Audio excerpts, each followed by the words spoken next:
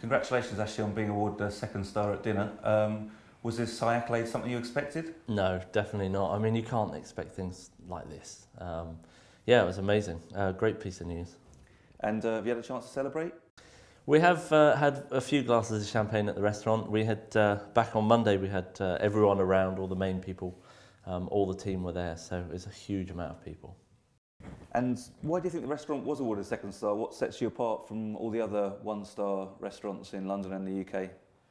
Well, I think it's hard for me to say, but I would say that, you know, it's about quality and consistency and balance of the dishes and the level of the cooking, I guess. It's something that we just strive for every day.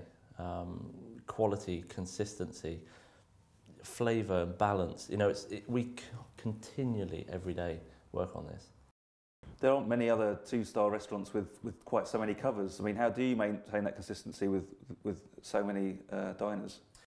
I think probably the secret to it is, it's no secret, it's not even rocket science, it's about having a team that understand what you want them to do, how they're going to achieve it and what it is you want it to be like.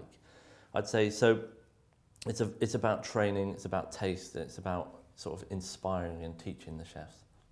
And how long do you spend on that? Do you go through with every single member of staff? It's constant, daily, and it's about them understanding, not just me telling them what I want and this is it and this is the way. It's so they can actually understand it, see the difference, see when it isn't right, take the time to explain why it's not right, what they're looking for.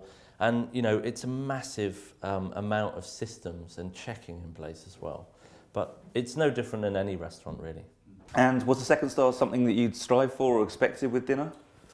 I think you certainly can't expect the second star, but you know, we continually strive to make things better every day. So I think we concentrate on what happens on the table, the food on the plate, the service, the wine pairings and everything like that. And I think if you concentrate on those things, accolades and awards, you know, will come on the back of a great thing in the restaurant. What does the second star mean for the restaurant? Do you expect expectations to rise even further?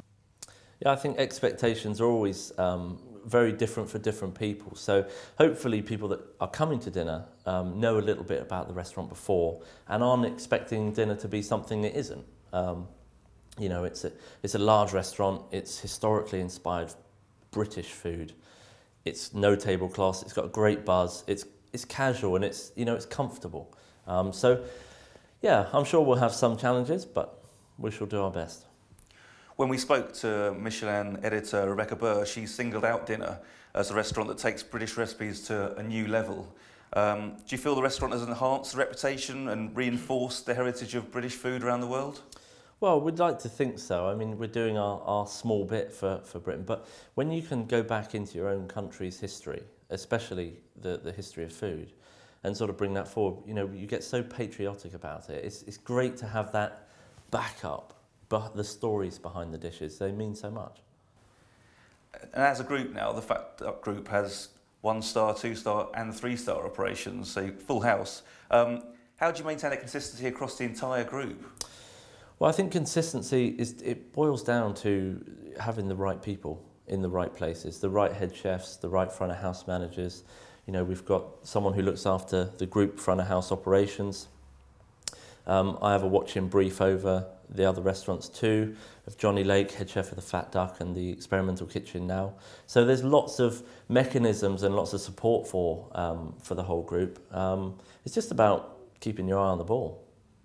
And what's next for dinner? I mean, you know what it takes to run a 3-star restaurant. Do you think it's possible for dinner to go on to further success? Oh, I wouldn't expect that, no. I mean, you know, the thing with dinner is that we've created a restaurant that we wanted to create. We'll continue to develop the restaurant as we mean to go on. And, you know, we're not going to change the whole direction of the restaurant. It is what we wanted it to be, and we love running that restaurant.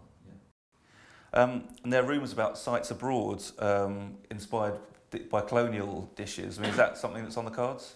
There's always lots on the cards. Ever since day one with dinner, we've, you know, had a view to doing more than one in different parts of the world. So we're not talking a massive restaurant group here, but carefully chosen sites that we're looking at. So anything in the planning stage at the moment? There's a few fingers and a few pies. And just finally, how does gaining 2 stars at dinner compare to summiting Kilimanjaro?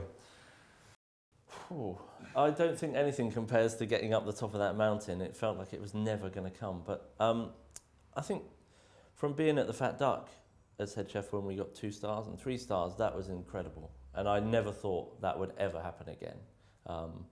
But yeah, 2 stars at dinner was pretty sweet.